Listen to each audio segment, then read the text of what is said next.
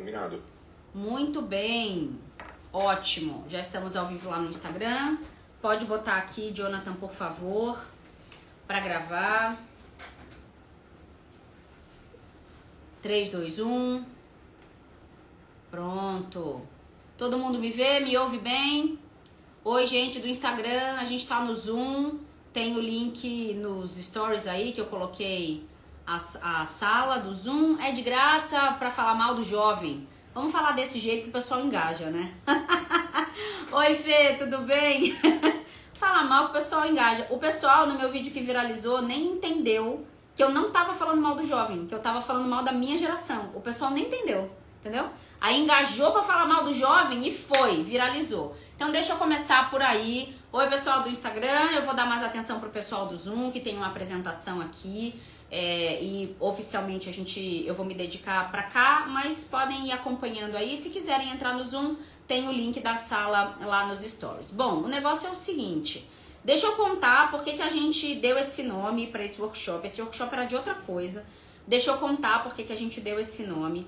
Porque eu participei de um podcast com o pessoal do Pode Sonhar, uns meninos mais novos que meu filho mais velho, né? Então, meu filho mais velho tem 25 anos, acho que o Miguelzinho tem 22, a Briela tem 23, uma coisa assim. Então, mais jovens que o Rafa. E aí, foi um podcast muito de última hora, eu tava no escritório trabalhando, a Stephanie, um beijo, Stephanie, da agência Tema, nossa assessora de imprensa.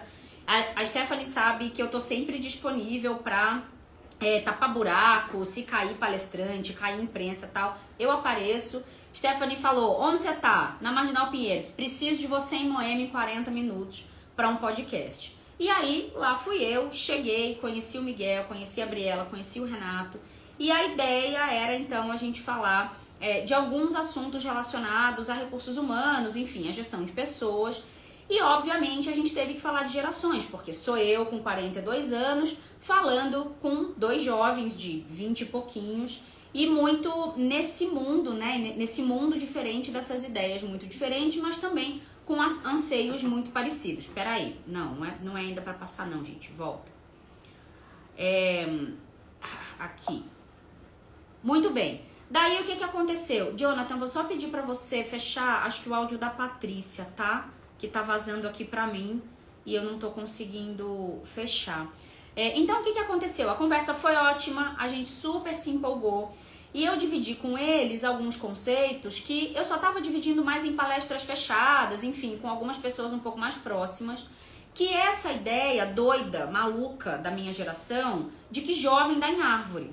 E por que eu falo desse jeito? Porque eu escuto a minha geração reclamar da juventude, primeiro como se nunca tivesse sido jovem, isso já me dá um ranço gigantesco assim. Segundo, como se a gente não tivesse nenhuma participação na construção desse jovem. E aí eu tô falando de participação particular, como os cuidadores, então, que educam e formam esses jovens para o mundo. E também tô falando de uma responsabilidade social e coletiva como país, como política pública, como uma maneira de existir, como segurança, transporte, saúde, educação e etc. Então, um total descompromisso com a infância e com a juventude que cobra seu preço, né? Então, afinal de contas, a criança de hoje vai ser o adulto de amanhã e é assim que o sistema capitalista se retroalimenta. Quando a gente faz um filho, a gente não faz só um filho do ponto de vista afetivo, a gente constrói mão de obra para o capital. Então, acho que isso é super importante da gente entender, porque as coisas elas não são dissociadas e é sobre isso que a gente vai conversar aqui hoje. Então, esse workshop ele tinha um outro nome lá no nosso grupo do MBA, só que viralizou, tá com acho que quase 9 milhões e meio de visualizações. Eu tinha, sei lá, 1.800 seguidores no meu Instagram particular, porque dedicava ali um pouco mais pro IPFEM, pra ONG e tal. E em uma semana, acho que eu tô com 11.500 seguidores, assim, as pessoas não decidem se elas gostam de mim, ou se elas não gostam, se elas vão me xingar ou não. Eu vou mostrar uns prints aqui daqui a pouco. São prints públicos de comentários que estão lá no vídeo. Chegou uma hora que eu parei de olhar, porque entra numa coisa orgânica que é impossível de acompanhar, considerando que a minha vida offline de trabalho também acontece. E aí foi muito interessante observar as pessoas achando que eu cheguei agora na internet, mas principalmente que eu só existo agora, porque eu apareci na internet, entendeu? Então, foi muito interessante, assim, os questionamentos, muita violência de gênero, óbvio, mas os questionamentos sobre a minha autoridade. E aí, eu fiz uma série de stories, eu acho que no fim de semana retrasado, inclusive colocando lá o meu LinkedIn para me ofender com um pouco mais de propriedade, né? Para que vocês possam me ofender com um pouco mais de propriedade, porque precisa saber um pouco, enfim, como é que as coisas chegam aonde elas chegam. Então, eu sempre só acho muito curioso e fico, de fato, com uma curiosidade meio científica, assim, de pesquisadora, que as pessoas tenham tantas opiniões sobre o que é, sem pensar em como se transformou, em como se tornou. E aí, claro, se a gente não entende como as coisas chegam até aqui, a gente não consegue fazer um exercício imaginativo do ponto de vista de produção, de como é que as coisas podem se tornar um algo melhor. E aí eu lancei uma pergunta lá no grupo, né, perguntando se a gente podia mudar o tema, se era interessante, e todo mundo aceitou. O spoiler que eu tenho para dar é o seguinte: hoje eu já vou falar muita coisa sobre gerações, porque já estudo isso há bastante tempo, e aí intensifiquei um pouco algumas coisas. Mas amanhã, terça-feira, dia 12 de março, a gente vai gravar um outro episódio com o Pode Sonhar sobre gerações, mas aí vai ser fogo no parquinho total, porque a gente vai falar de trabalho remoto versus trabalho híbrido. Então, só opinião tranquila, só jeito bom da gente fazer, sempre nesse entendimento de que não existe uma resposta única que vá dar conta de tudo no agora. Então, a primeira coisa que eu quero provocar aqui, para quem tá comigo nesse workshop, é que se vocês estão esperando uma solução que dê conta de tudo no agora, essa solução não existe. Fujam de quem prometer. Agora, se a gente for falar de que jovem é esse, que circunstância é essa, que processo é esse e que tempo é esse, aí sim a gente pode começar a conversar. Tudo bem, gente? Então, eu dei o nome de Jovem Não Dá em Árvore, Saúde Mental, Produtividade e Relacionamentos Saudáveis para B, X, Y, M e Z, e você achando que era a população LGBTQIAP+, que tinha muita letra, né? Então, geração Boomer, geração X, geração Y, geração Millennial, geração Z, agora, né, estão falando de vários outros tipos de geração que começam a acontecer a partir de agora. Então, esse monte de letra a gente vai meio que tentar entender. E aí o negócio é o seguinte: eu tô partindo do princípio de que aqui a gente não precisa falar o básico. Então, eu não trouxe os anos das gerações e tal, porque isso a gente discute lá no MBA, tá? Então, tem uma disciplina no MBA só para gerações. Aí a gente vai lá de trás, de onde veio isso, quais são metodologicamente os períodos que a gente considera, os eventos históricos para cada período e assim por diante. Aqui hoje eu tô muito mais preocupada em dar para vocês alguns caminhos de solução, porque eles existem. E essa vai ser a proposta. A gente vai fazer, na verdade, uma série com o Pode Sonhar. Então, o Miguel queria que fosse um arco narrativo, tipo, eu como RH mentorando eles. E daí eu falei, não. Tem um pedaço que eu posso mentorar vocês, porque é importante que vocês ouçam também um pouco do que a gente já passou e de como a gente estabelece hoje as relações de trabalho. Mas tem um pedaço do episódio que são vocês me mentorando. Porque esse é o centro da mensagem. O centro da mensagem é abrir escuta. O centro da mensagem é falar, pera, olha só, vocês têm um problema, a geração jovem tem um problema que a minha não teve, que é um planeta para consertar. Que a gente estragou esse planeta. E aí, olha só, eles têm este pequeno problema para consertar, e a gente tá dizendo pra eles como é que eles têm que resolver. Amados, se a gente soubesse, a gente não tinha estragado o planeta. Entendeu? Então, assim, como é que pode a gente criar um problema que agora é outra pessoa que tem que resolver, mas a gente tá dizendo pra ela como é que ela tem que resolver, sendo que foi a gente que criou o problema? Esse papo, ele fica muito maluco pra mim. E aí, a minha geração 40+, ela tá muito sentada nas certezas de que a gente sabe como que faz. A gente soube um pouco até agora, não sabe muita coisa, mas a gente está diante de um combinado, uma complexidade de problemas para os quais a gente não tem resposta. Então, a minha geração, portanto, é a primeira geração que pega o planeta deteriorado e é quase que a última que pode fazer alguma coisa para ajudar a resolver isso aí. Porque da minha geração para frente, a galera que vem já tem um problema muito grande para resolver. Então aqui, nesses próximos 40, 50 minutos, eu vou focar bastante em oferecer algumas perspectivas e alguns caminhos de solução, mas é lá no MBA mesmo que a gente mergulha, e aí principalmente é lá no MBA que volta o que tá vivo de vocês, volta o problema de vocês pra gente conseguir resolver em conjunto. Tudo bem até aqui? Muito bem, tem gente lá no Instagram falando, é sobre isso! Deve ser jovem, né, que tá feliz com a minha fala. Só sei que nada sei. Ó, a Letícia falou um negócio interessante, que é uma frase conhecida. Eu tenho uma frase adicional a essa, que era um líder nosso, meu e da Letícia, que falava, ele dizia assim pra gente, eu não sei o que eu não sei. Essa é uma frase muito importante, é um conceito muito importante da gente entender. Eu não sei o que eu não sei. E quando eu não sei o que eu não sei nem que pergunta que eu posso fazer. E esse é o grande lance. A gente não sabe ainda o que a gente não sabe. Então a gente precisa entender que tem um lugar do empírico, que tem um lugar do descobrir. Muito bem. Então o que vai acontecer aqui? Bom, aqui tem um slide com a minha apresentação e eu fiz um X em cima do ex-executiva porque voltei realmente a ser executiva de RH internacional, inclusive, mas eu volto agora para um outro tipo de posição, que é oferecendo mentoria para diretoria, para C-level, para presidentes, etc. Nesse entendimento de que é importante falar com quem manda, porque geralmente é quem manda que torna a nossa vida miserável.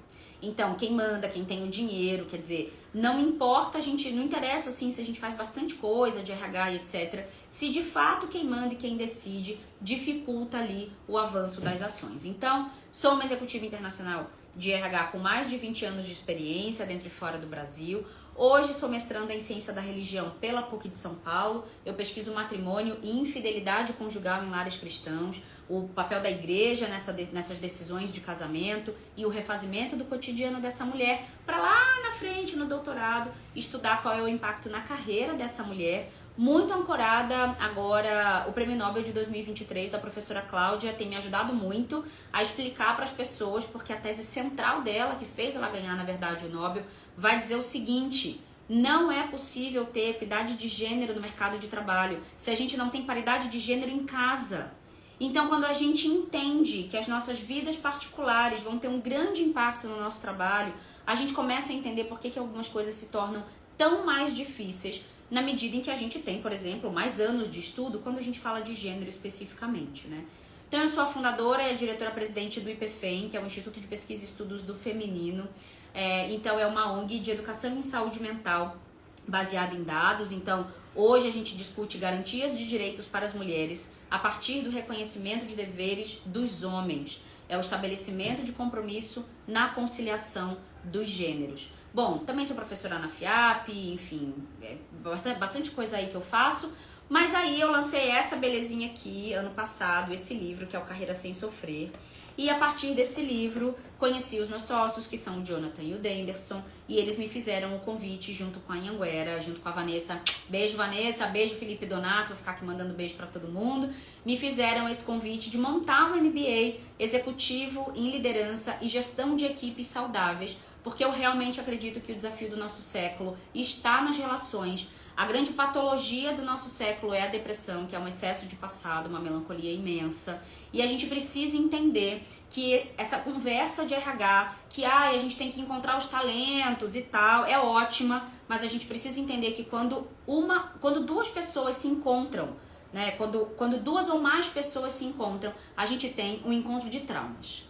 Antes de ter um encontro de talentos, o que a gente tem é um encontro de traumas. E se a gente não começar a falar sobre isso, a gente não vai conseguir estabelecer nenhum tipo de relação, a gente não vai conseguir estabelecer nenhum tipo de compromisso, nenhum tipo de avanço. Então, junto com isso, eu gosto de dizer que eu não sou altruísta, eu sou visionária, então eu sou estratégica. Eu não tô aqui no terceiro setor pedindo favor, pedindo um dinheirinho. Eu tô aqui para produzir tecnologia social, avanço social e discutir estratégia para as empresas, tá certo? Então, essa interlocução é uma interlocução que me interessa bastante.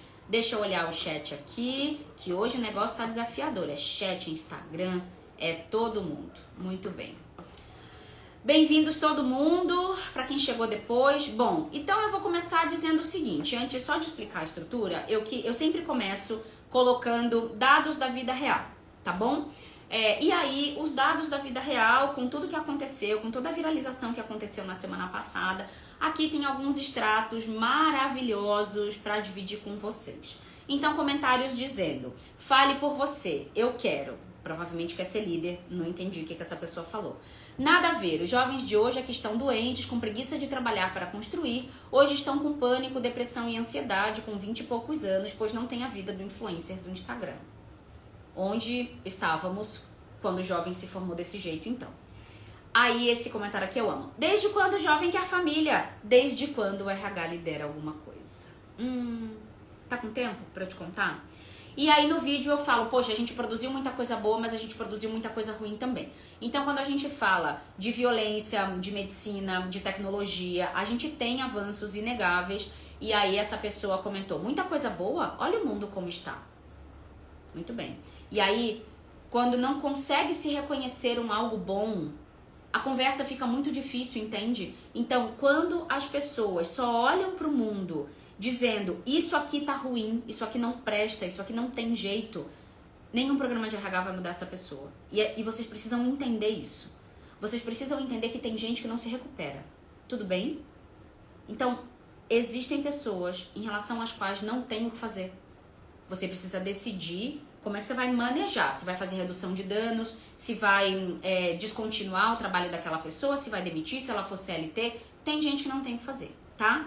Aí tá lá, um outro comentário. Melhor desculpa que já vi para a vagabundice dos jovens e assim vai de mal a pior.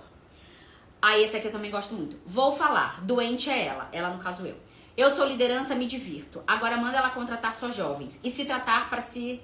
desmedidas, também escreve ruim, não entendi. E começar a ter relacionamentos, afinal ela tem problema. KKK, me conhece demais. Puro mimimi, ela se descreveu, KK. Porque essa mulher não fala só por ela. A vida dela é ou foi escrota, é problema dela e outra. Geração Z tá fogo, mas tem muitos bons que entregam. Assim, o português é um negócio difícil, né? O Brasil tem 82% de analfabetos funcionais. Vocês também precisam saber disso. A qualidade de mão de obra também vai esbarrar nessa estatística. E tem uma coisa que eu falo muito, que é estatística social é estatística corporativa. Um país que tem 82% de analfabetos funcionais vai ter que qualidade de mão de obra? As coisas não são descasadas, gente. Entende? Então, quando a gente fala de uma empresa, quando a gente fala de um time, a gente está falando de um microsocial. Então, conceitos sociais vão se aplicar perfeitamente ao microambiente das empresas.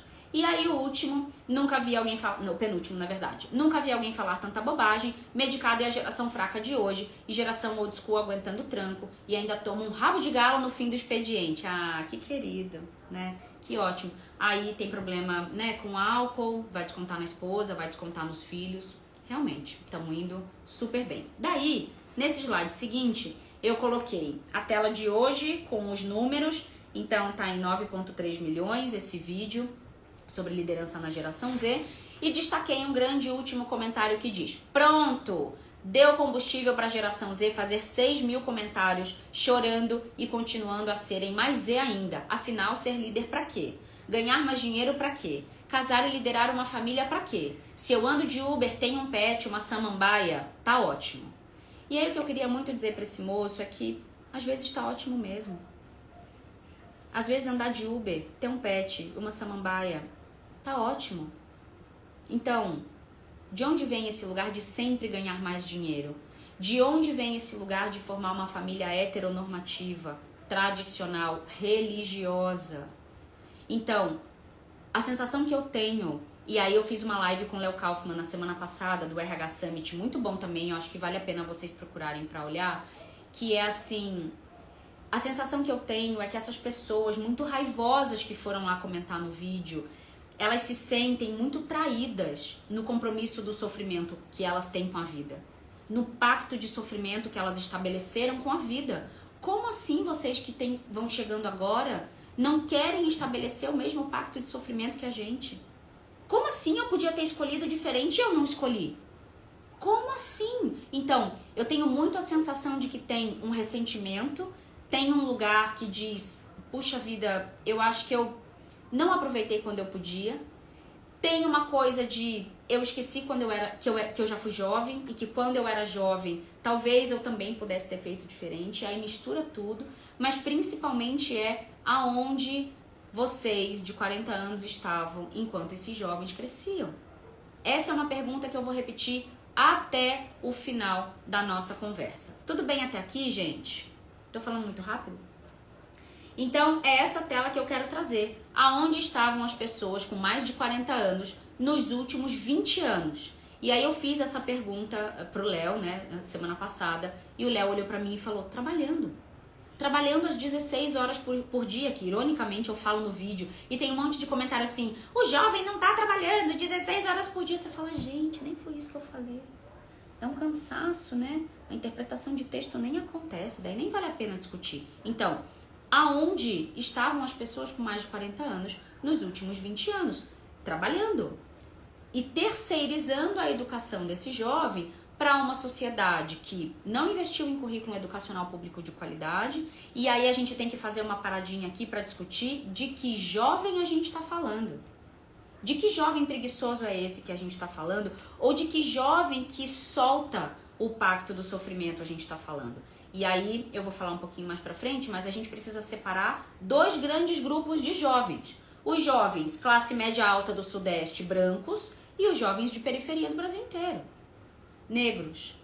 Então, esses jovens não têm muitas vezes a escolha de onde eu vou trabalhar, como eu vou trabalhar, em que regime de trabalho eu vou trabalhar, em que horário eu vou trabalhar. Muitas vezes não existe essa escolha. A gente está falando de uma camada da população branca privilegiada do Sudeste, especificamente do eixo São Paulo e Rio de Janeiro, que eu não conheço mineiro ruim, né? Tem uns mineiros aí, eles amam quando eu falo isso. Tem uns, mas eu não conheço um mineiro ruim. Eu sou de família mineira, tá?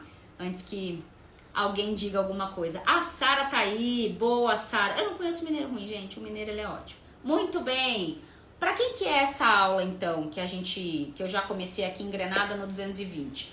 Para líderes, profissionais de RH, coaches, mentores, coaches desde que não me faça passar ranço, tá bom? Cuidado, porque eu tenho formação em coaching numa linha chilena, do Maturana e do Echeverria, o coaching ontológico da Caritas Ribas aqui no Brasil, mas eu tenho muito ranço de coach que acha que faz curso de fim de semana e já pode, enfim, orientar alguém.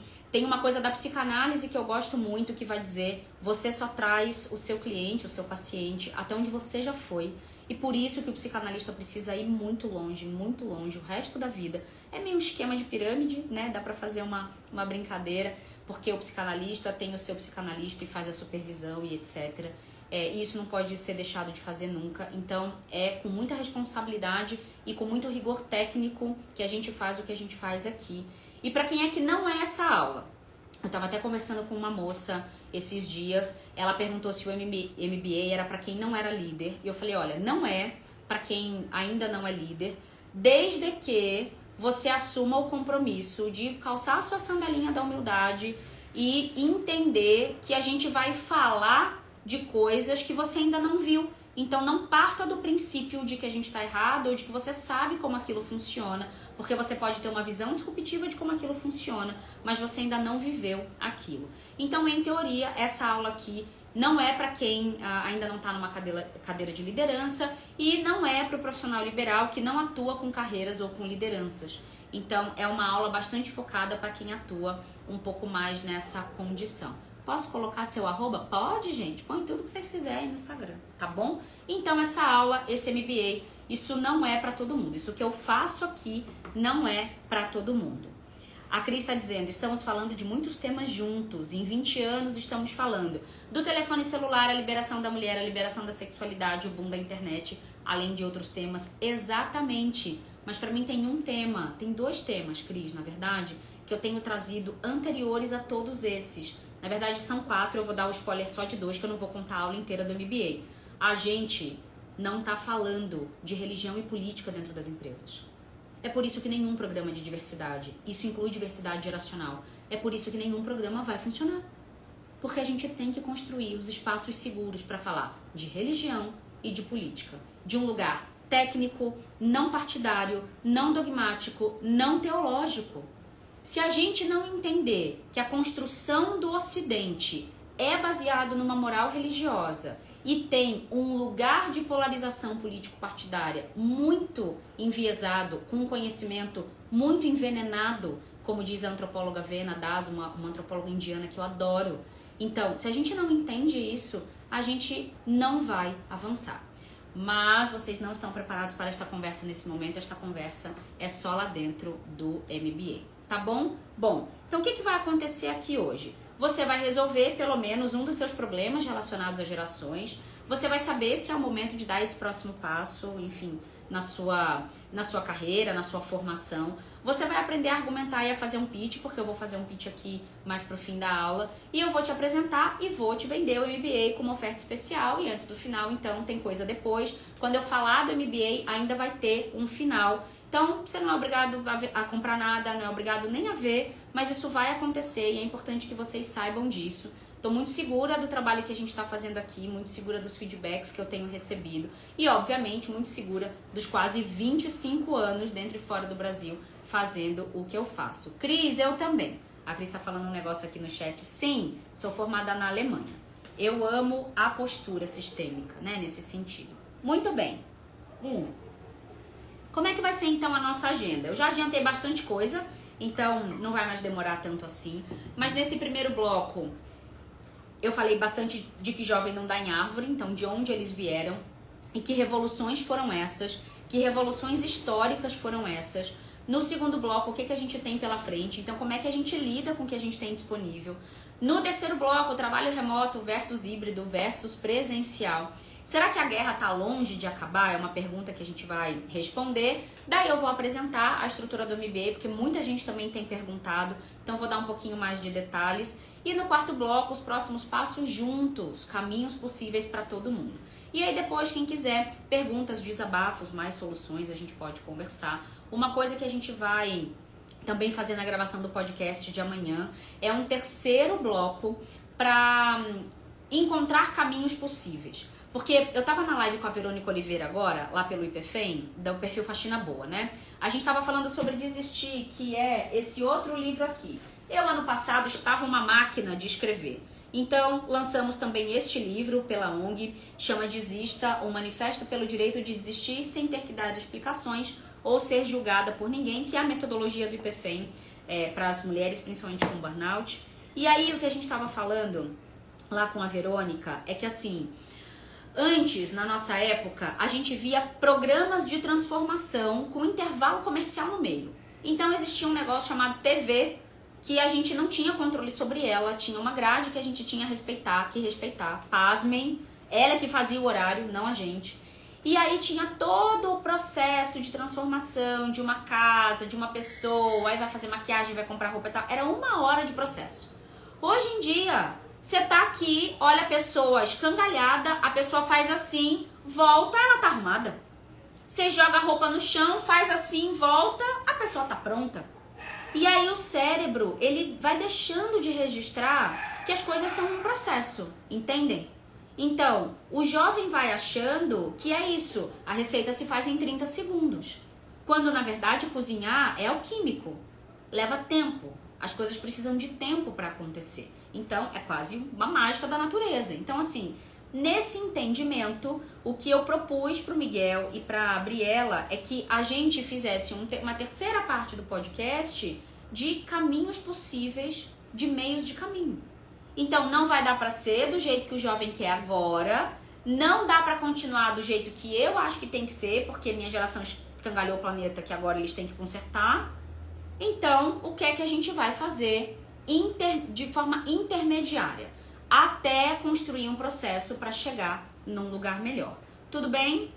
Mas já adiantei um monte de coisa. E aí, eu gosto muito dessa tela, porque aqui eu reuni as 7 últimas grandes reportagens ou manchetes. Eu sou jornalista de formação, para quem não lembra, e eu fico muito atenta com as manchetes, porque lembra que analfabetismo funcional, com a velocidade da internet, vai dizer, olha, a pessoa lê a manchete e não lê mais nada. Olha isso. Quase metade dos jovens adultos nos Estados Unidos mora com os pais e gosta disso. Ah, que ótimo! Será que os pais também não gostam? Será que não tá muito confortável para esses pais? Que esses filhos fiquem ali? Puxa vida. Ou será que só eles, os jovens, querem ficar lá? O Guilherme, meu filho mais novo de 15 anos, a vida inteira ele fala: ai, que eu vou morar com você até não sei, brincando, obviamente, porque ele sabe que eu vou chutar ele rapidinho daqui. Mas ele fica falando: ai, que eu vou morar com você. Eu falo: Deus me livre. Continuar morando com um filho adulto, convivendo com um filho adulto, que eu não vou mais mandar, e o filho vai ficar aqui enchendo o saco, me dando problema na minha linha de despesa ainda. Sai da minha linha de despesa, vira linha de receita e começa a voltar esse ROI aí pra mim, porque não vai funcionar. Então, parte de se tornar adulto significa ter os seus próprios boletos no seu nome. Isso é super importante. Rafael, que é meu filho mais velho de 25 anos, saiu de casa com 20 para 21, e foi a melhor coisa que aconteceu. Eu saí de casa com 20 para 21, então assim, gente, a vida adulta, ela é super difícil. A Verônica estava falando sobre revogar a vida adulta. A vida adulta não é fácil, mas ela constrói na gente um lugar de muita responsabilidade, mas principalmente de muita, eu diria assim, de muita sustentação, sabe? De muita coragem. E isso é importante que a minha geração também incentive. Então, eu também vou dizer, a minha geração 40+, facilita muito a vida desses meninos. E eu ouço muito isso na clínica. Ai, coitado, mas ele vai pegar ônibus? Ô, gente. Ai, que eu vou arrumar a mala dele porque ele tá correndo muito. Ô, gente. Ato de carinho é diferente de ato de dependência, né? Ato de enfraquecimento. Então, quando você faz muita coisa pelo jovem, algo em você tá dizendo pra ele que ele não é capaz. E aí, óbvio, fica tudo muito confortável quando a gente tem o iPhone, a internet banda larga, a roupa que se lava praticamente sozinha, em geral é uma mulher fazendo isso, e a comida que se põe na mesa sozinha, entendem? Então, esse tipo de conversa precisa começar a acontecer. Outras manchetes. Problemas de comportamento prejudicam a geração Z no mercado de trabalho. Geração Z prefere mentoria com ChatGPT do que com o chefe. Ah, por que será? Não é mesmo? Geração Z, os líderes que não virão. E agora? Puxa vida, que ameaça para o capitalismo, não é? Geração Z leva paz em entrevistas de emprego, diz estudo. Recrutadores reclamam e dão dicas. Essa aqui é a que mais eu reviro o olho, porque é o seguinte, uma manchete dessa ela é perigosa porque parece que a geração Z põe uma arma na cabeça de uma pessoa de 50 anos e leva essa pessoa amarrada para a entrevista de emprego. Qual é a responsabilidade desses pais? E por que esse RH simplesmente não diz? Não. Obrigada, próximo. Entendem? Isso não é um assunto. Essa conversação é muito doida, gente. A gente perde um tempo com coisa que não é assunto. Isso não é um assunto, isso já acontece há muitos anos. Eu recebo ligação de pai e mãe. Pai não, né? Porque geralmente o pai também não tá, né, gente? Geralmente é a mãe. E ninguém fala mal de mãe perto de mim, hein? Porque a mãe é quem fica.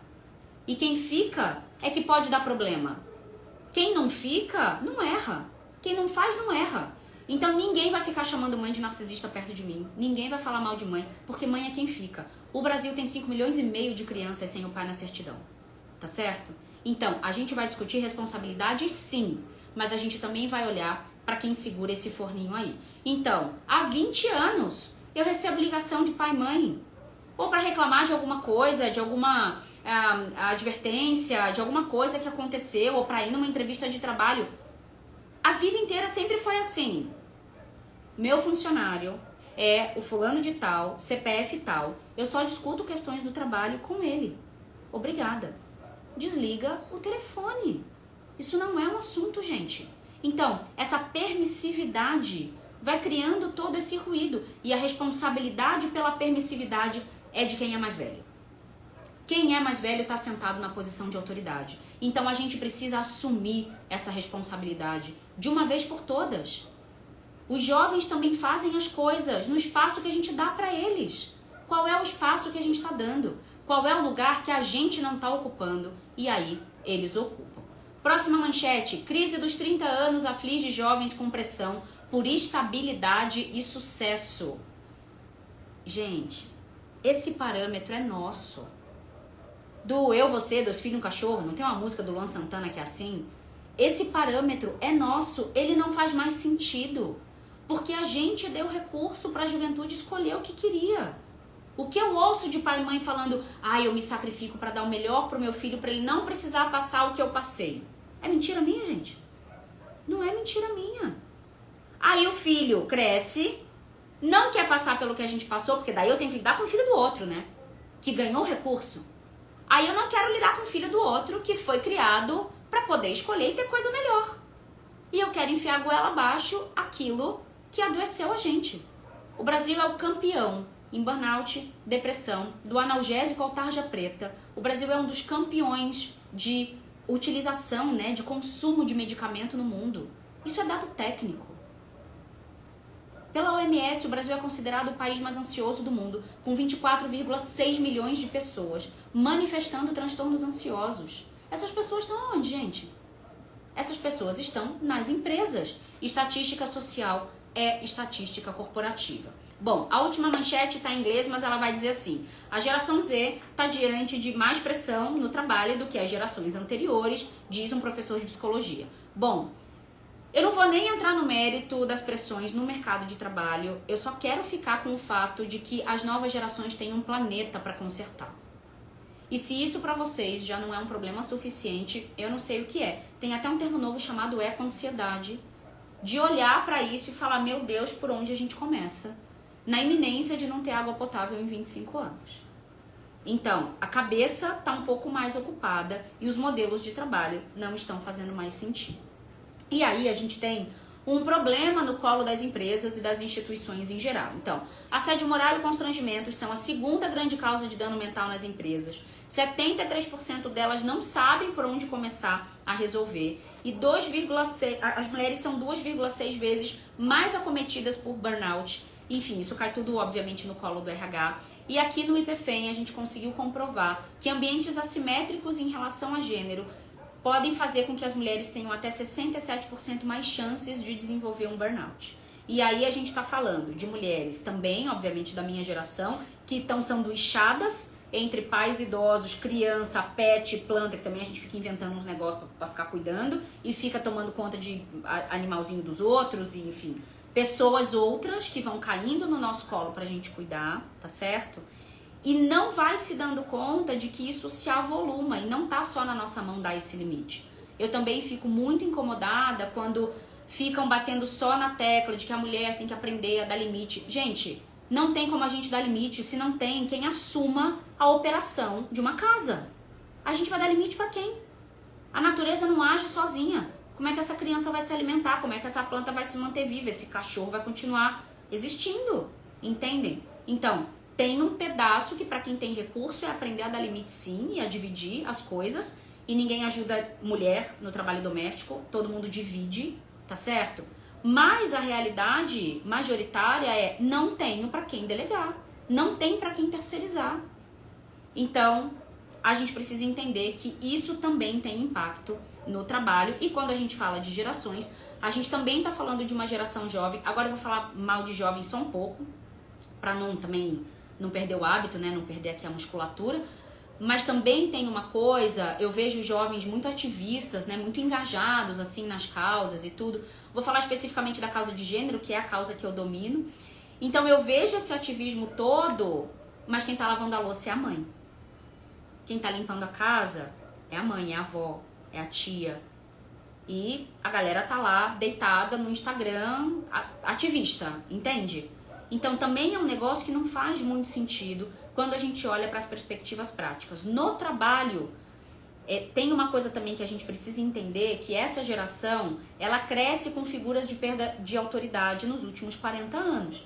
Então quando a gente fala de autoridades um pouco mais institucionais, de religião, então vamos pensar assim, ó, padre, o pastor ainda existe um pouco, a gente vai conversar sobre isso lá no MBA, mas padre, policial, professor, pai, mãe, etc. Essas figuras, elas foram sendo esvaziadas e a gente chega agora com uma única figura de autoridade que se mantém, que é a figura do chefe. Porque a figura do chefe é sustentada pelo capital. Ainda é o manda quem pode, obedece quem tem juízo, porque os boletos chegam, entendem? Então, tem uma dinâmica de manutenção da autoridade que é impossível de desfazer no curto prazo. e que a gente não formou as pessoas para executarem o lugar de autoridade, as pessoas da minha geração, por exemplo. Chega uma galera jovem que não sabe o que é lidar com uma figura de autoridade, porque dentro de casa tem uma disfunção muitas vezes familiar que não educa, uma mãe que às vezes tem que trabalhar em 3 empregos diferentes sozinha para educar um filho. Vocês percebem que socialmente o problema é muito maior? Então não é só falar assim, o jovem é preguiçoso. A gente está falando de um jovem muito específico, que foi criado para ter facilidade, que foi criado para escolher, que foi criado para ter prazer. Foi fazer balé, futebol, essas coisas, né? E é claro. Aí esse horário de trabalho que você está me dando, poxa vida, conflita com a minha academia. E meu corpo é importante. Gente, isso, baseado em fatos reais, para minha geração é inimaginável. Você declinar uma oferta de trabalho porque conflita com a academia. Só que eu preciso olhar para essa pessoa que tem essa postura, entender que a realidade dela é outra. E que talvez a raiva que eu tenho dela, eu não tenho, tá? Mas estou falando como estrutura. Talvez a raiva que a minha geração tenha dela é porque eu também gostaria de poder fazer isso. Eu também queria poder dizer, cara, minha academia é uma prioridade. Porque eu, Ana, só comecei a fazer de fato academia com 40 anos, com os filhos grandes já. Porque não dava, na dinâmica da vida, nos MBs que eu queria fazer, nas coisas que eu queria fazer, não dava. Porque eu tinha outras prioridades. Então, até o conceito de cuidado, o conceito de cuidar do corpo, o conceito de alimentação, até isso, a minha geração ajudou a construir para criar mais consciência na geração jovem. E aí agora que a geração jovem tá aderente, agora não pode. Ai, que agora tem que sofrer que nem eu. Ah, imagina. Ah, deu sua hora, você quer ir embora? Ah, que coisa feia. Ah, gente, toma vergonha na cara, pelo amor de Deus. E aí tem essa tela que eu gosto, que é o trabalho remoto e ou híbrido, desencadeou o aumento da síndrome de burnout e deterioração da saúde mental para 45% dos líderes da geração Z, nascidos entre 95 e 2010, né, ao redor do mundo. Aqui tem uma pegadinha importante que é o seguinte, e eu vou falar sobre isso amanhã lá na gravação do novo episódio do podcast. Muita gente está batendo na tecla de que o trabalho remoto e o trabalho híbrido são as soluções, etc. Mas, de novo, não existe uma solução só. Quando a gente fala de geração Z, a gente também está falando de algumas perdas cognitivas relacionais, de insegurança. Então, eu também estava falando com a Verônica agora, que é a sensação que eu tenho é que a gente trocou a opressão dos poucos caminhos da minha geração para a angústia dos muitos caminhos das gerações mais jovens. Então, quando a gente tem muita possibilidade pela frente e a gente não tem recurso e repertório para tomar essa decisão, isso vira angústia. E também fiz uma live com a Carla Tiepo, com a neurocientista, umas 2 semanas atrás, e ela fala exatamente sobre isso, né, nessa perspectiva da desistência, que a gente deveria pensar em desistir quando a gente não tem aquele recurso ou nem a possibilidade de ter aquele recurso para alcançar alguma coisa.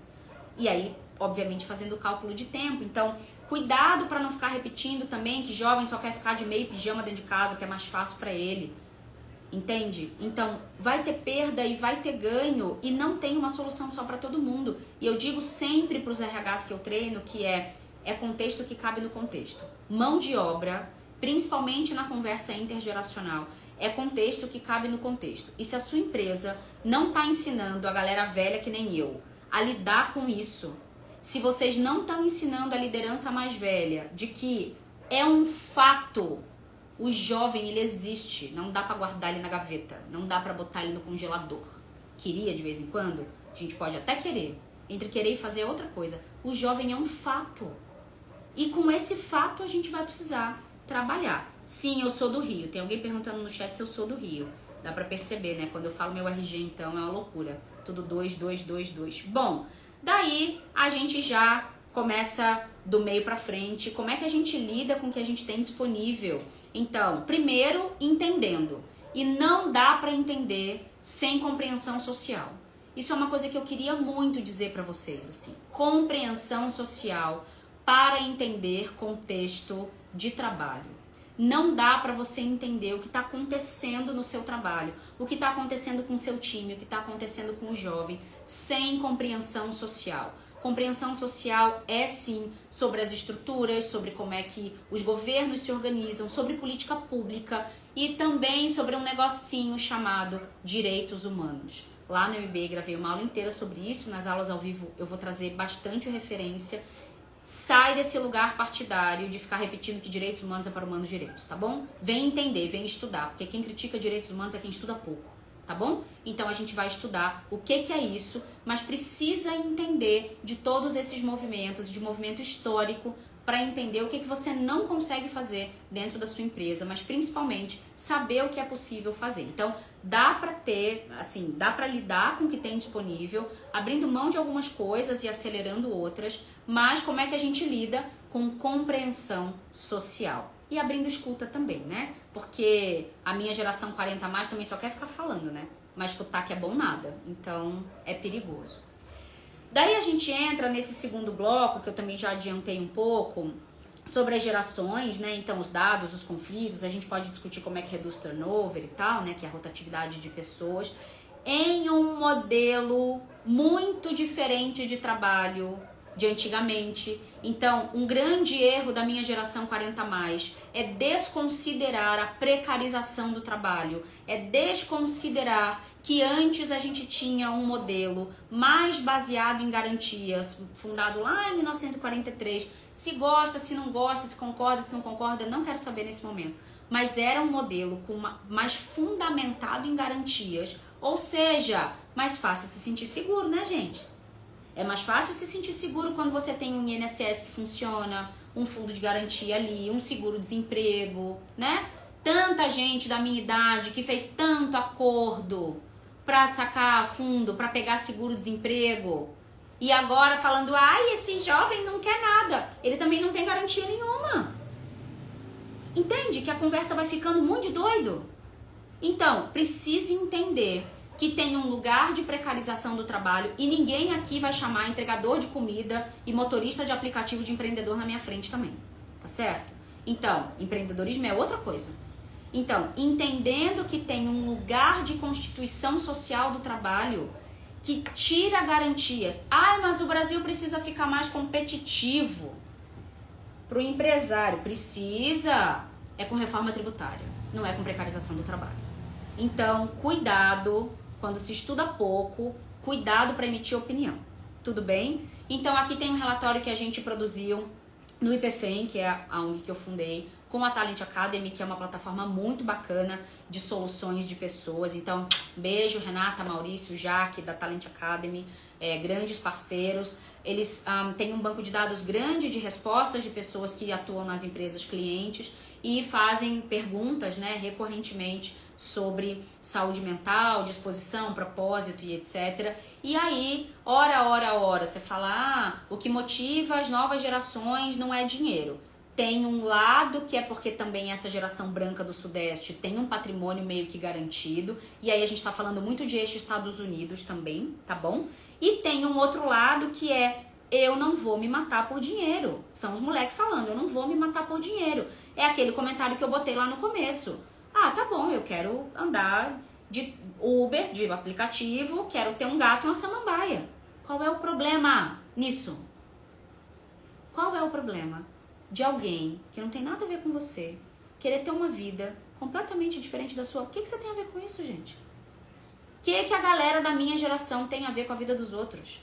Então, também tem muito esse lugar de entender que no ambiente de trabalho a gente precisa articular compromissos para avançar, porque o capital tá aí e no final do dia a gente tem que dar lucro, e nem ONG é bagunça. ONG também precisa dar resultado, inclusive financeiro. Odeio quando fala, é que a gente não é ONG, não. Vem fazer ONG pra você ver se é fácil. Que não tem dinheiro pra fazer nada e tem que fazer tudo, né? Então, entendendo esse lugar do resultado, mas entendendo que o que pra gente era o objetivo, era o horizonte, era a métrica de sucesso, hoje também, graças a gente, não é mais. Qual é o problema disso? Entendem? Então, essa conversa é uma conversa importante e pode valer a pena perguntar para eles. Vou perguntar isso para eles amanhã. Então, esse slide aqui, essa tela aqui, eu gosto muito porque eu faço uma afirmação muito controversa que para mim não existe conflito de gerações. O que existe é incompatibilidade de formatos e concorrência de mercados. O que existe é um jovem que hoje vai dizer assim: eu não vou trabalhar no restaurante, eu não vou trabalhar na padaria, eu não vou trabalhar no posto de gasolina, eu não vou trabalhar nesses lugares que exigem a minha presença à noite ou no fim de semana, por exemplo, quando eu posso fazer uma formação em marketing digital, trabalhar da minha casa e ganhar muito mais, achando que vai fazer 7 dígitos em 5 dias também, de uma hora para outra, né? Mas essa é outra conversa. Mas olha só que coisa maluca.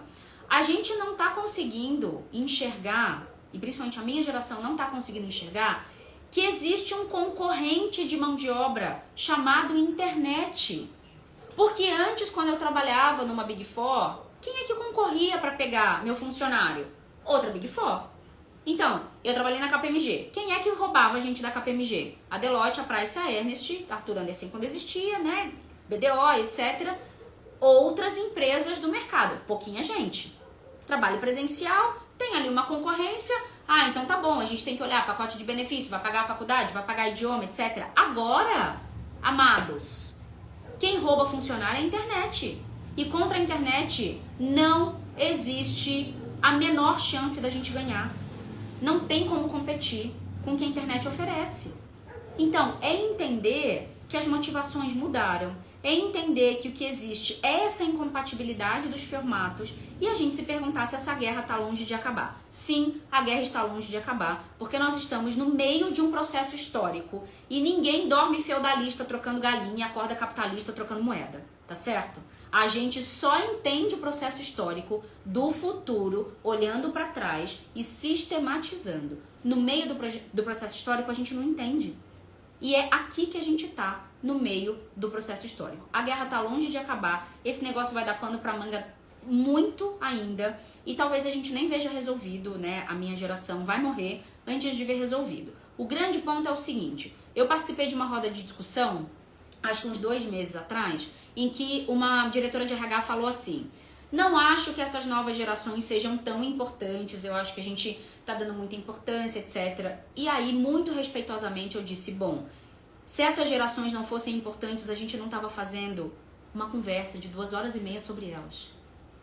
O espaço que elas ocupam no nosso assunto, o espaço que essas gerações ocupam nas nossas discussões, nas nossas soluções, nas nossas reclamações, só isso já conta, pra mim pelo menos, que elas são importantes sim, e que elas já são mais importantes e mais centrais do que a gente gostaria que fosse. Agora, de novo, é um fato, né?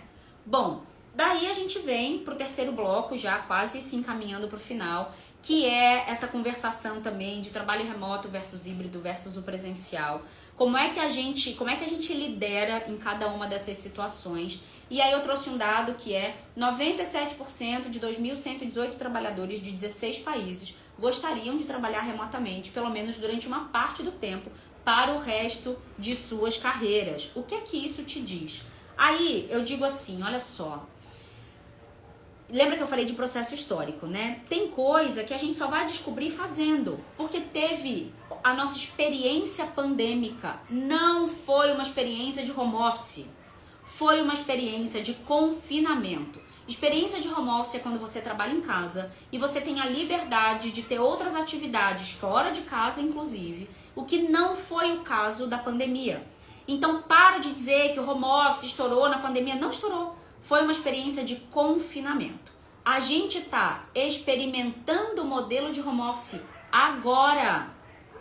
Agora é que a coisa está começando a acontecer. E aí, de novo, tem modelos e lugares que funcionam super bem, com 100% online, 100% remoto, outras com 100% presencial. O negócio é o seguinte: o Brasil é composto de 93,4% de pequenas e médias empresas. Isso significa que são empresas de dono. Na empresa do dono, quem decide é o dono.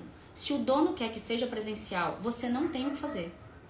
Você vai decidir se é lá que você quer ficar. Você vai decidir se você vai montar um plano ou não. É por isso que você devia ter uma reserva financeira para tomar a decisão que você quiser. Então, para com esse negócio de ficar dentro da empresa, de capital fechado, reclamando e fazendo da vida dos outros um inferno.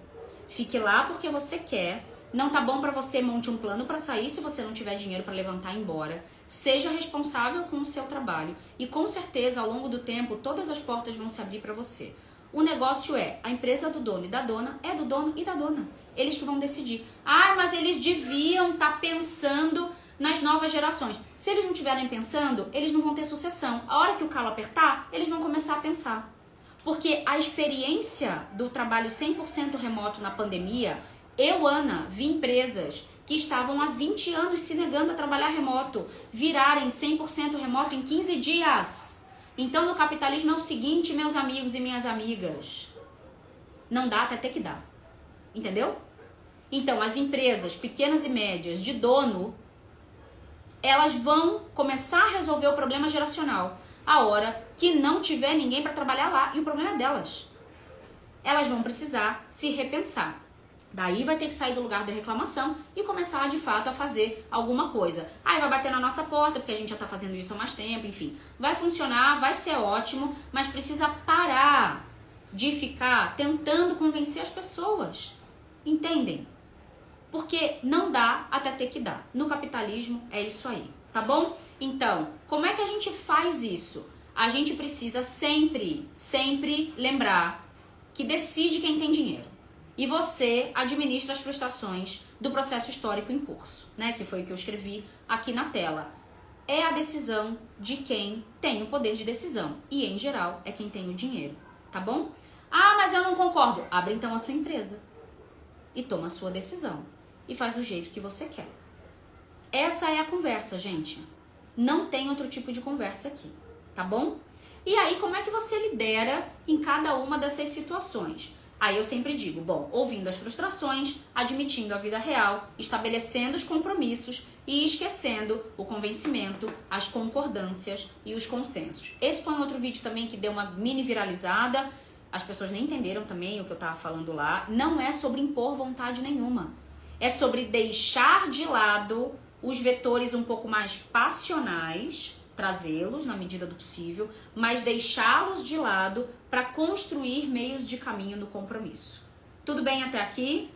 Quem tá comigo aqui no Zoom, as caras de vocês estão ótimas. Eu sempre adoro que vocês ficam com uma cara falando, mano, fudeu muito, né? Deu muito ruim isso aqui. Porque também tem aquilo, né, gente? Tá todo mundo querendo a solução da receita de 30 segundos. Tá todo mundo querendo a solução do a cara tá horrorosa, faz assim, a cara fica maquiada. Tá todo mundo querendo que 9 mulheres façam um bebê em um mês. Não vai acontecer. As coisas precisam de um processo para funcionar. Tudo bem? E aí a minha frase que eu gosto muito e que eu tenho dito muito por muitos lugares onde eu passo, que é tratem adultos como adultos. O que eu percebo é que tá todo mundo tratando o jovem feito criança. Ah, mas ele se comporta como criança. Claro, porque você trata ele como criança também. Você não escuta ele. Você não considera o que ele tá falando. Você não dá nenhum poder de decisão pra ele. Você não deixa ele quebrar a cara. Você não deixa ele pegar um ônibus pra ir pra escola, gente. Como é que pode um negócio desse? Entendeu? Como líder, não tem o lugar da articulação adulta. Tem o lugar do maternal e do jardim de infância. Sabe, do prezinho? Esse lugar de ameaça, esse lugar de punitivo, só isso. Isso funciona no curto prazo para quem é CLT. Para quem é PJ, ainda tá no risco trabalhista e é um tiro no pé. Bom, daí você pode perguntar assim, Ana, como é que faz para olhar isso em mais detalhe, pra gente desenhar os roteiros e etc. Bom, e daí eu gosto, né, assim, de explicar um pouquinho onde é que esse MBA ele tá envolvido, né? Onde é que ele tá pendurado?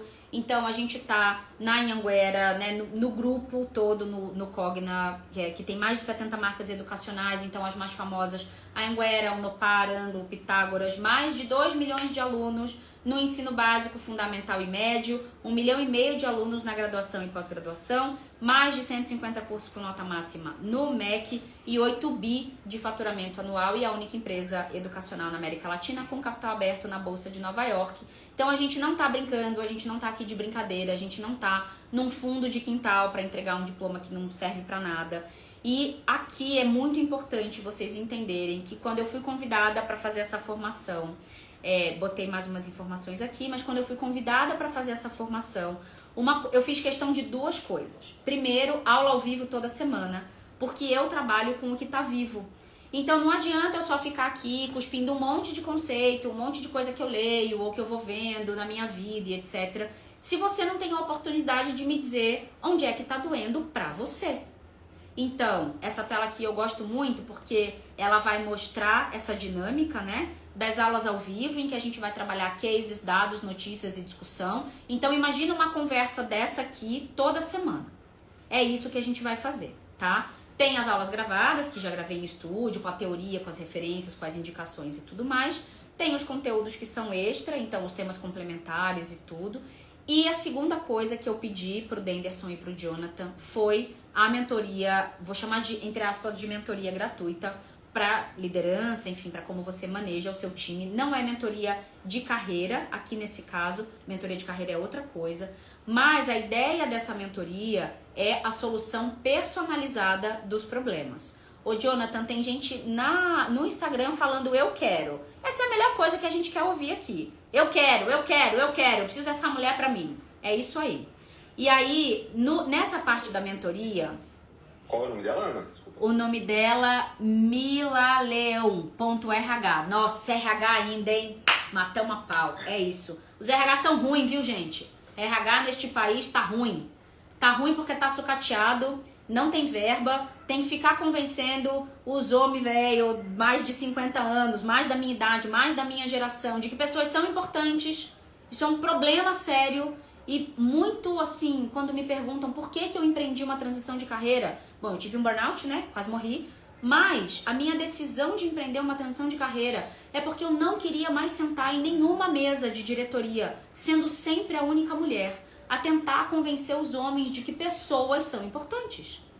Não dá pra entrar nesse lugar. Ou todo mundo vai entender que gente não é despesa, gente é ativo desta companhia. Se a conversa não começa daí, esquece. Esse lugar não é pra você. Você levanta e vai embora. E aí, bom, 5 anos depois da minha transição de carreira, a decisão que eu tomei é: eu quero falar com quem manda. Porque quem manda é que torna a vida dos outros miserável. Então, dentro do MBA tem esse lugar da mentoria gratuita para que eu não fale, vocês falem primeiro. As minhas mentorias, inclusive a gente tem uma mentoria aberta toda última segunda-feira do mês, é uma iniciativa do IPFEM com a Trilha Empregos, toda última segunda-feira do mês, depois eu posso botar lá no Instagram. Mas é assim a mentoria, ó, eu abro o Zoom e eu digo: gente, onde que tá doendo? Pronto, 3 horas de conversa. 3 horas de conversa com o que tá vivo. E o MBA ele é inteiro roteirizado, porque tem outra coisa que eu tenho ranço. Ai, você não pode dar o peixe, você tem que ensinar a pescar. Ninguém aprende nada com fome, tá certo? Ninguém vai aprender a pescar de barriga vazia. Então eu dou o peixe enquanto eu ensino a pescar. Então eu alimento você para que você só precise se preocupar em aprender. Então eu dou roteiro, eu dou perguntas e respostas, eu digo começa por aqui, porque essa é a pergunta que eu mais escuto. Ana, por onde eu começo? As pessoas não sabem por onde começar. Eu tenho quase 25 anos fazendo isso, com 19 processos de fusão e aquisição de empresa. Não tem nada em RH que eu não resolva, gente. Isso, assim, falo tranquilamente. Porque se eu não sei também, eu tenho o telefone de quem sabe. E aí essa é uma coisa importante aqui nesse MBA, que é: eu também não preciso saber tudo. Eu tenho uma rede de advogadas trabalhistas, as melhores da vida. Eu tenho neurologistas, médicas especializadas em burnout, por exemplo. Tem psiquiatra, tem assistência social. Então, tem uma rede aqui dentro que a gente pode acionar para ter lastro, entendem? Para dar alguma segurança. Então, não dá pra gente achar que a gente sabe tudo, que a gente vai fazer tudo, mas principalmente que a gente tem que resolver sozinho. Eu não resolvo nada sozinha. Muita coisa, depois da experiência, sim, a gente já sabe como conduzir, eu já sei como conduzir, mas eu não faço nada sozinha. Então, não fundei uma ONG à toa também, né? E aí, nas disciplinas, eu separei os grupos de disciplinas pra gente discutir eu, o outro e o todo, os manejos técnicos e as ferramentas de diálogo. Então, com todas as matrizes, com todos os roteiros, com todas as perguntas e respostas e assim por diante. Alguém tem alguma pergunta? Esse QR Code que tá aqui na tela é do Fernando, maravilhoso, que trabalha com a gente. Coitado, tem que lidar com o Jonathan, né? Mas aí não dá pra ter tudo na vida. Ana, tem alguma mentoria para o RH de serviço público? Tem. Luísa, sim, a gente pode discutir um caminho para serviço público com as particularidades do serviço público, mas sim, eu consigo orientar. A Regiane dizendo, e são 3 horas maravilhosas. Eu sou professora de pós-graduação, né, gente? Eu dou aula presencial que dura 9 horas, um sábado inteiro. Então eu posso falar sozinha por 9 horas também. Tudo bem? A Cris está dizendo, minha filha foi demitida por misoginia, empresa muito conhecida, 9 anos de carreira, foi embora para os Estados Unidos fazer mestrado e muito bem por lá. Aí é uma condição bem latina do colonizado, né? A coisa do ambiente assimétrico de gênero. Fernando já apareceu, boa noite, qualquer dúvida estou à disposição. Fernando, você que lute, eu preciso alimentar meu filho, então o jovem, eu estou produzindo mais uma mão de obra para o capitalismo de 15 anos, então preciso alimentar o jovem, mas que se vira super bem sozinho também, porque ele sabe que a mãe dele tem vida, né? Quarto bloco, jovem também é gente. Ah, que lindo. Às vezes a gente não queria, né? Mas jovem também é gente. Do mesmo jeito que líder também é gente, que foi o último workshop que eu dei. Jovem também é gente. Quais são os próximos passos possíveis juntos? Então, jovem também é gente, embora não pareça. Vamos pensar em alguns caminhos possíveis para todo mundo. Acho que tem uma coisa que é o seguinte. Primeiro é abrir escuta. E eu falo de abrir escuta sem ficar taxando esse jovem de mimizento. Sem ficar dizendo que esse jovem é fraco. Sem ficar dizendo que esse jovem não aguenta o que a gente aguenta. Guarda pra você. Se você acha isso, tudo bem você achar isso. Guarda pra você. Escuta. E eu fico pensando sempre assim, né? Por que a sua opinião ela é mais importante do que a chateação de outra pessoa? Por que você não pode simplesmente ouvir alguma coisa e tentar compreender aquilo a partir daquele olhar? Aí depois vai ficar falando de empatia, de comunicação não violenta. É todo mundo muito violento quando desconsidera o sentimento alheio. E jovem também tem sentimento. Ah, mas tem muito. A gente também tinha.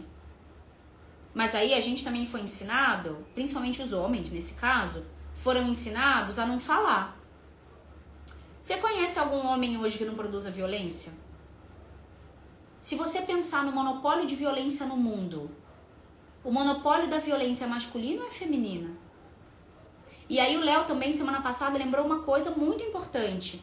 Ah, porque se não tivesse homem, quem é que ia pra guerra?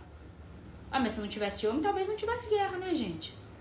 Talvez a gente tava fazendo umas agriculturas aí, rodando de saia vermelha em volta da árvore também, fazendo um parto humanizado, menos cesariana. Tava dando de comer para as crianças da aldeia inteira. Tava sendo mais gentil no trânsito, né? Então, quando a gente entende que a estrutura, ela mata todo mundo, a diferença é que para as identidades não masculinas, tem mais uma parte de morrer que é feito pelo masculino. É só isso, tecnicamente. Então, a primeira coisa, o primeiro caminho é abre, escuta e guarda a sua opinião para você. Tenta entender tecnicamente de onde vem aquilo. E começa a pensar quais são os compromissos possíveis de serem articulados no combinado. Tratando adulto feito adulto. Não é com a sua mãe que eu vou falar, é com você. Ah, mas eu só falo com a minha mãe. Então, aqui não é pra você. Obrigada. Próximo. Então, o lugar da regulação, ele é um lugar que também precisa acontecer no afeto. O afeto, ele não é da ordem do extraordinário, ele é da ordem do cotidiano. E o cotidiano também é no ambiente de trabalho. Eu posso falar absolutamente qualquer coisa com afeto. Agora eu não vou ser muito afetuosa não. Mas peraí, Guilherme, fala abaixo. Tá vazando aqui. Ai, que lindo. Quando eu dou aula de comunicação não violenta, meus filhos falam assim, isso aí você tá estudando ainda, né?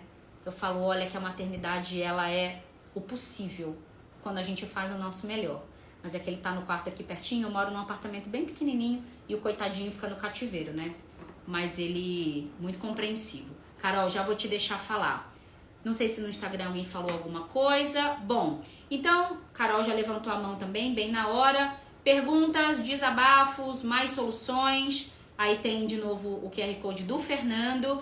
E antes de passar a palavra para Carol, para a gente começar a encerrar, eu deixo meu Instagram, porque agora eu sou uma subcelebridade da internet, não é mesmo? Então, tenho aí agora, já saí da categoria de nano-influenciadores e vou começar a usar o meu poder agora para pedir azeite.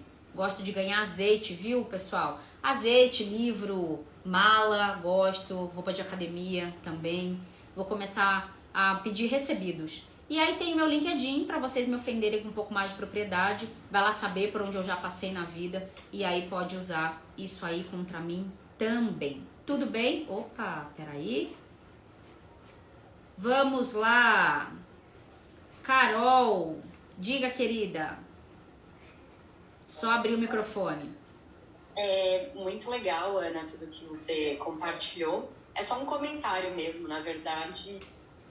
Acho que fica a questão com relação à base da pirâmide, né? Porque é muito lindo esse discurso, mas esse discurso ele é para, assim, até mesmo dentro dessa faixa etária que você comentou, eu falo como uma pessoa que passou por essa faixa etária e que teve essas reflexões, mas não conseguiu usufruir, digamos, viver talvez esse, não vou, né, trabalhar aqui porque conflita com o horário da academia, por exemplo, né? Então acho que só fica uma reflexão assim, como levar esses conceitos para públicos minoritários, tipo base da pirâmide, quem vem de escola pública, quem está na periferia, quem de alguma forma está à parte dessas inovações que estão ocorrendo no mundo, mas que não alcançam a todos, né? Pois é, e aí, deixa eu só responder uma coisa aqui do Instagram, Carol. Mila, a Mila Leão.rh de novo, Jonathan. Essa live tá no Zoom, Mila. O link tá, a gente botou lá nos stories, na verdade a gente tem um grupo, e aí agora o pessoal do Zoom tá falando, tá?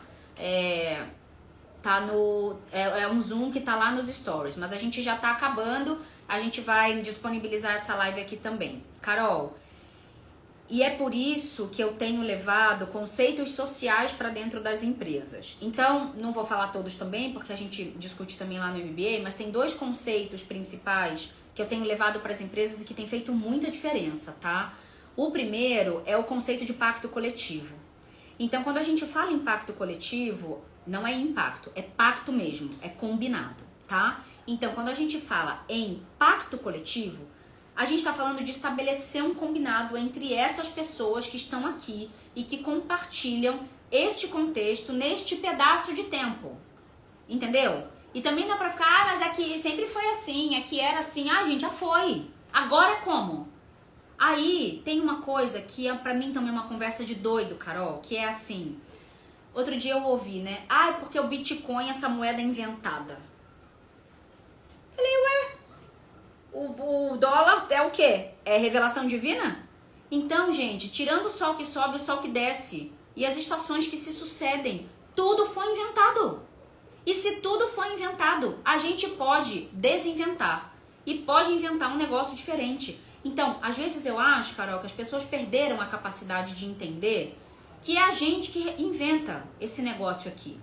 E aí fica uma conversa muito no extrato social branco sudestino, porque as empresas só estão olhando para esse pessoal que veio de uma escola melhor, que tem ali às vezes um idioma, que já viajou, tem um pouco mais de repertório. Poucas empresas estão querendo bater no peito como o Magazine Luiza para fazer vaga afirmativa. Poucas empresas estão investindo em educação de base. E é aí que entra o terceiro setor. Terceiro setor não é caridade, não é favor. Terceiro setor é estratégia e produção de tecnologia social. Porque é pelo terceiro setor que a base da pirâmide está sendo qualificada para essa lógica do capital e as empresas também estão aprendendo como fazer. Então, o serviço e o valor do terceiro setor é imenso. Mas não só como terceiro setor, como conceito. Então, falei de pacto coletivo, quais são os combinados que a gente vai fazer aqui, mas o segundo é postura cidadã. Não adianta você ser muito bacana no seu trabalho e você tratar as outras pessoas, eu vou botar entre aspas assim, que você não tem interesse, que não são importantes para você, que não vão te devolver nada, de qualquer jeito. Entende? Então, tem uma produção de violência. Então, a violência não começa com tapa na cara, vamos lembrar disso? Né? Mas tem uma produção de violência no ambiente de trabalho, que o Deju vai falar bastante sobre isso, e o professor Dunker também com o Safatli vão discutir, que é essa no ambiente de trabalho, a gente não pode ter nem tão pouco sofrimento que você se acomode, nem tanto sofrimento que você pare de produzir. Então, o equilíbrio na produção do sofrimento, ele é um equilíbrio muito sutil e muito sensível. E é essa a lógica que a gente tem que desafiar. Porque essa história toda de que jovem é preguiçoso não é o jovem da periferia. Não é o jovem negro. Que tá pegando 3 ônibus, que tá ralando pra caramba em cursinho de graça, que tá no terceiro setor se qualificando para conseguir um trabalho que sim, ele vai trabalhar 12 horas, 14 horas por dia, ainda vai pegar 4 horas de trânsito. Entendeu? Então também, essa conversa de reclamar de jovem é uma conversa muito elitizada que me incomoda muito. Porque coloca todo mundo no mesmo balaio, sem se dar conta de que quem produziu esse balaio foi a gente. Entende? Então a gente faz chegar, Carol, com o terceiro setor. A gente faz chegar com as empresas botando dinheiro na mesa do terceiro setor, que está fazendo um trabalho muito sério. Ah, mas tem ONG que mama na teta do governo.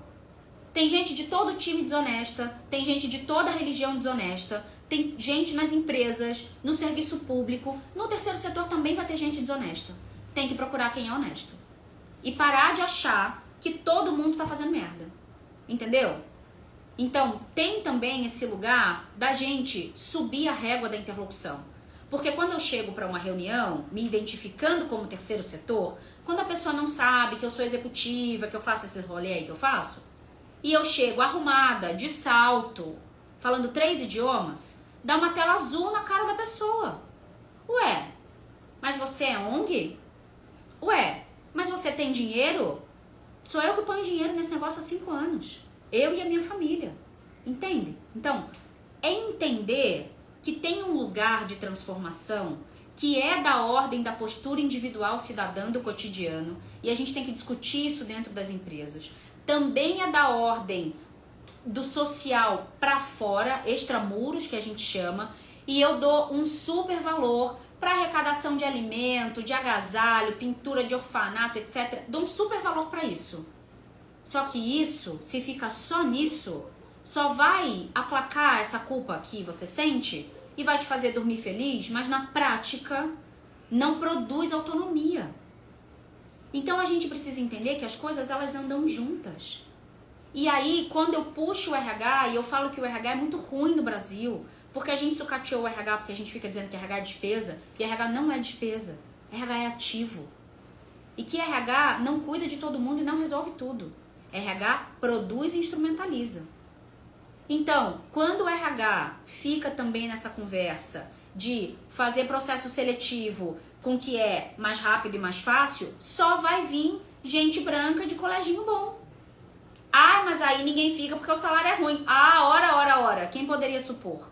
Então, entende que as coisas elas vão ficando meio rabo abanando o cachorro. E aí querem pessoas formadas pela Fundação Getúlio Vargas falando inglês para ganhar R$1.200 por mês. Isso não é possível. Entende? Então o RH não tem tempo, não tem time, não tem ferramenta, não tem instrumento. O que acontece é que a gente mecanizou todo o processo, principalmente para as categorias de base, como a gente chama, operações de base, e tem que usar a tecnologia a nosso favor mesmo.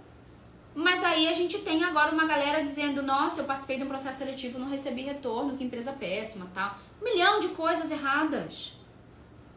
Porque a gente tá olhando e tá fazendo e tá sucateando aquilo que depois vira um problema.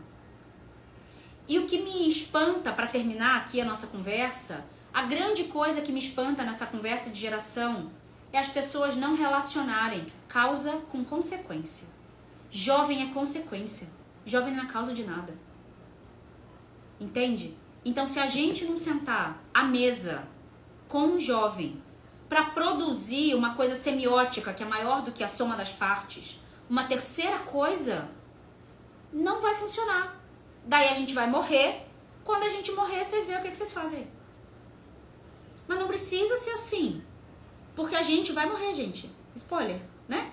A gente vai morrer. E são vocês que vão ficar mais tempo que a gente.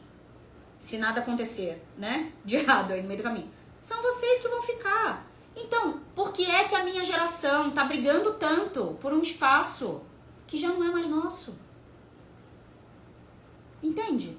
Então, pra mim, essa conversa fica muito de doido, fica muito de bêbado. Essa coisa de não relacionar causa e consequência pra mim não faz o menor sentido. E é isso que eu quero produzir no MBA. Porque tá aí, tem uma coisa que foi assim, também com todo respeito aos cursos mais curtos, né?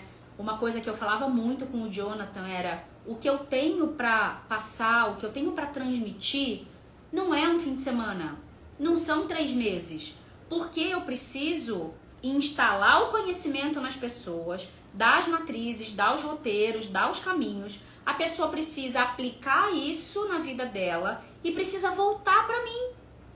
Porque isso também pra mim é uma conversa de doido. Só ficam dando assim as coisas. E aí a pessoa vai pra vida real e muita coisa acontece na vida real. E aí a pessoa não tem pra quem perguntar. A pessoa não tem pra onde voltar. Entende? Isso é produtor de angústia. Isso é produtor de sofrimento. E este MBA não é para produzir angústia. E não é para produzir sofrimento. Muito pelo contrário. É para entregar um lugar seguro psicologicamente, com solução no tempo. Para pegar ciclo. Por isso que é 1 ano de aula. Ao vivo toda semana. O Jonathan falou assim: mas você é muito doida mesmo, né? Ué. Ou a gente vai fazer bem feito ou a gente não vai fazer. Nossa, mas toda segunda-feira você vai dar aula. Gente, eu fiz faculdade por 4 anos. Todos os dias. Presencialmente, como fazer uns incas. Com 2 filhos pequenos.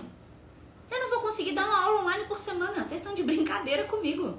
E aí é o seguinte, o tempo vai passar do mesmo jeito. Você que tem que decidir se depois de 1 ano você vai aprender tudo que você pode aprender comigo ou não. Aí é com você, né? Eu já sei as coisas aqui. Eu gosto desse modelo de trabalhar com o que tá vivo, porque eu aprendo toda hora. O Jonathan também fala muito pra mim. Toda reunião, a Ana para em algum momento e fala: peraí, deixa eu anotar que isso aqui eu nunca elaborei desse jeito. Porque é com a pergunta das pessoas que eu também aprendo. E quem estuda metodologia de aprendizagem sabe que o maior jeito de aprender é ensinando. Então, por isso, eu inventei esse negócio aí, que vai começar dia 8 de abril, com aulas ao vivo, toda segunda-feira. Então, não estou com processo seletivo aberto para novas amizades, mas quem quiser me ver, toda segunda-feira ao vivo, conversar comigo, é só engajar no MBA aí. Quem tá, deixa eu dar um recado também. Jonathan, posso dar o recado da mentoria de carreira já, para facilitar? Claro, pode sim. Tem um monte de gente perguntando se eu faço mentoria de carreira. Eu faço. E aí faço de um jeito separado do MBA, mas dá pra juntar as duas coisas conversam.